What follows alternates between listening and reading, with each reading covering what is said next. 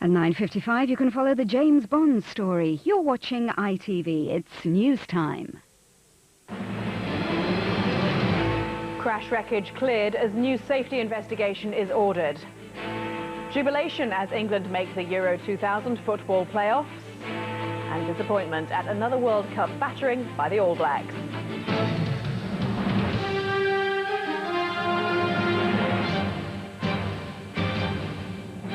From ITN, the ITV Weekend News with Katie Durham.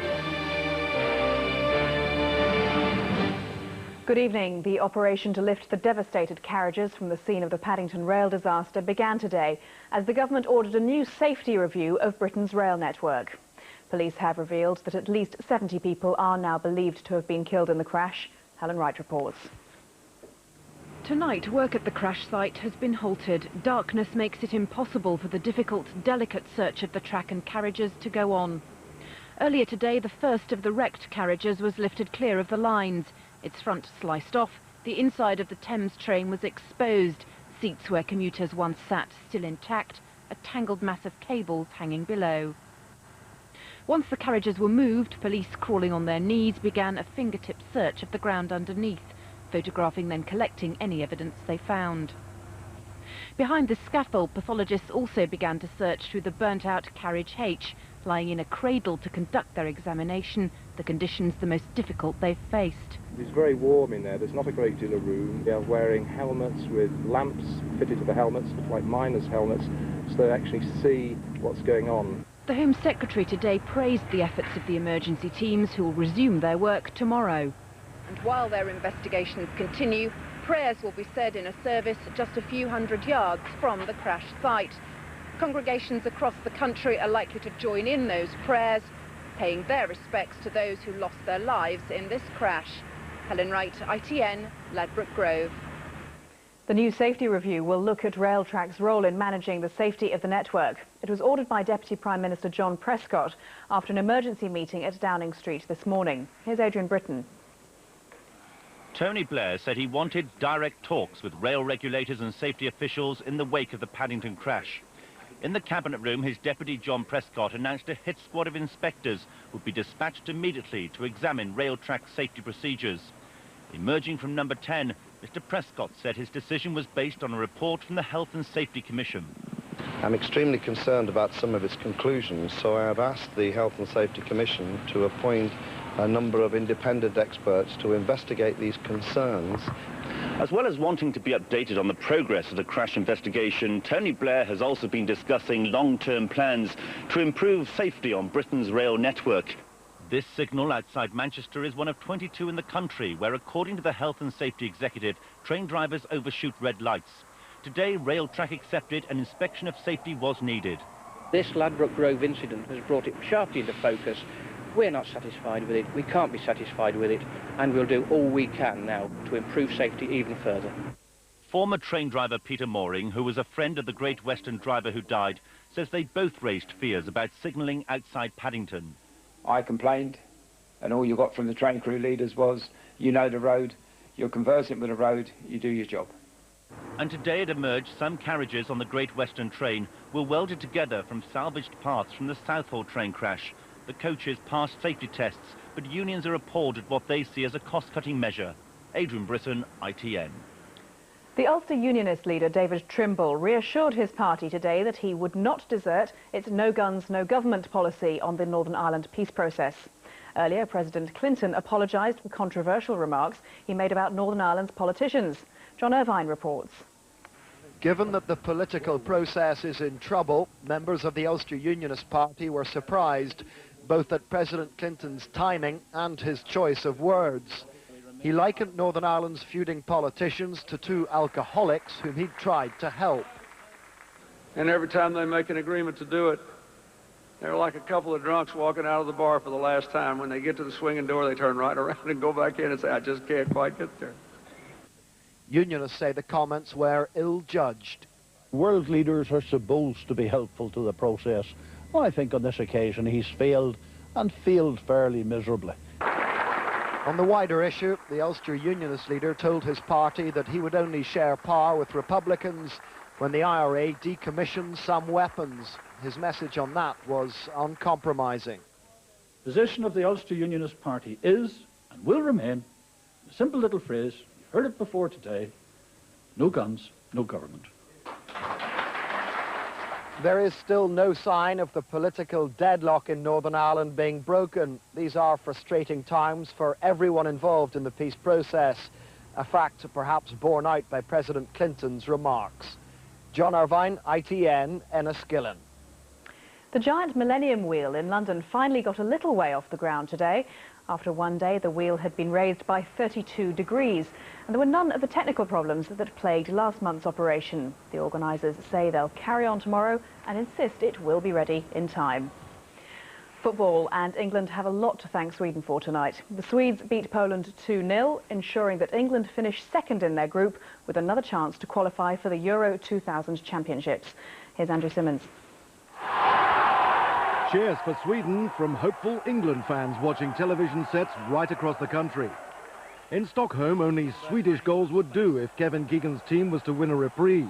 After a goalless, lacklustre first half, Kenneth Anderson scored his 31st international goal and threw England a lifeline. The nail-biting wasn't over, though. 25 tense minutes were to follow. Poland, fighting for their own survival, weren't without their own chances. But they couldn't equalise. Then in stoppage time, Sweden guaranteed England's place in the Euro 2000 playoffs with this Henrik Larsson goal. I think it's tusen tack to Sweden, you know, thanks a million. Don't know if my Swedish is very good, but I think that's what it means. And so Kevin Keegan's team has been given a second shot at the European Championships without even kicking a ball. The England faithful found themselves supporting a foreign rival today, and Sweden delivered. Andrew Simmons, ITN, Central London. Scotland were playing as well today, even though they've already reached the playoffs. This goal from Colin Cameron sealed a 3-0 victory in Scotland's last Group 9 qualifying match against Lithuania. The draw for Scotland and England's playoff games will be made next week. England face an uphill task in the Rugby World Cup after they were beaten 16-30 by New Zealand at Twickenham. For most of the match, the stronger All Blacks dominated, and as usual, the final offensive was led by the virtually unstoppable Jonah Lomu. Graham Miller watched the match. The match started with a minute's silence for those killed in the Paddington train crash, sadly not totally respected, before the New Zealand hacker turned Twickenham's thoughts back to the rugby, with England determined to remain unmoved by the war dance. England started well enough, but that was before Jonah Lomu got going. 3 England players couldn't stop him. That gave the All Blacks space, and Jeff Wilson cashed in with the try. After New Zealand extended their lead in the second half, for once the ball bounced kindly for England. Philder Glanville made it count. And when a Johnny Wilkinson penalty levelled the scores at 16-all, Twickenham came alive. But with 20 minutes to go, Jonah Lomu repeated his personal demolition job, just as he did against England in the World Cup semi-final 4 years ago. England tried their best, but the All Blacks once again were just too good. All we can do is learn from this. You know, I've learned a lot out there today. It's the first time I've played against them, and you know, they're a great side and they proved that today. But you know, we've got a lot of work to do. We didn't play very well today, and there's a long way to go in the World Cup. So you know, we're looking to bounce back and go all the way still. This is not the end of the World Cup for England. They can still make the final, albeit the hard way. But this defeat to New Zealand after they gave it their all will be a bitter blow to Team England's morale. Graham Miller, ITN Sport, Twickenham. Wales had no problems against Japan in their match at Cardiff's Millennium Stadium. Wales outclassed their opponents throughout the game, winning 64-15, despite a brave performance from Japan. Neil Jenkins kicked 19 points and now shares the international points scoring record. And that's it for now. There will be bulletins throughout the night from ITN, but from me, have a very good evening.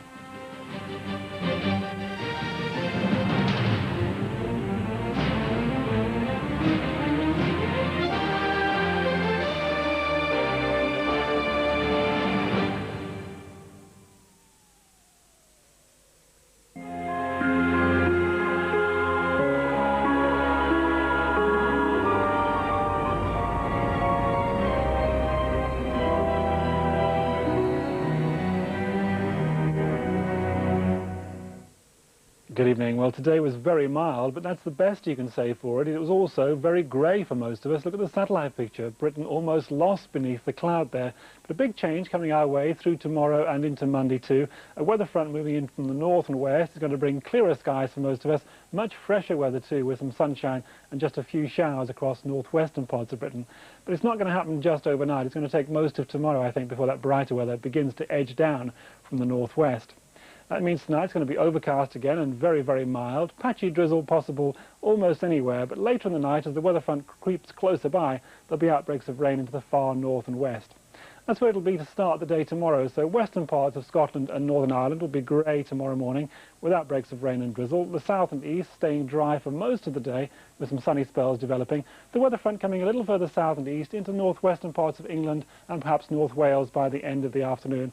And that leaves space for brighter weather into the north and west as the front clears away. It'll feel cooler in the northwest. In the south, though, another mild day.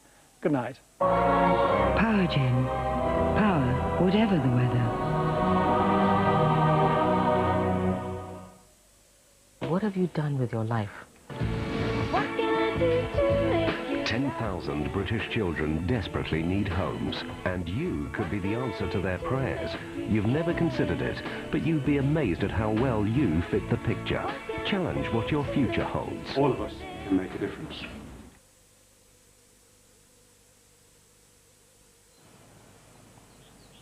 Granada Television's weather, sponsored by Stay Bright Windows and Conservatories. The clear choice in any weather. Well, obviously a lot of cloud to be seen on today's satellite picture, and it looks as though we're likely to keep a lot of cloud as we go through the remainder of this evening and tonight. Most places will remain dry, but there's still a chance of seeing some outbreaks of mainly light and patchy rain, especially for North Lancashire and South Cumbria. Temperatures down to 12 Celsius, 54 degrees Fahrenheit, and still quite breezy from the southwest. Now tomorrow it's not too bad a start. There should be a fair amount of sunshine, especially in the south, but thicker cloud already over North Lancashire and South Cumbria will head south as we go through the remainder of the day with outbreaks of rain across many parts in the afternoon. Temperatures tomorrow up to 18 Celsius and still quite breezy. For a more detailed 5-day outlook, call Weather Update on 0891 55 9977.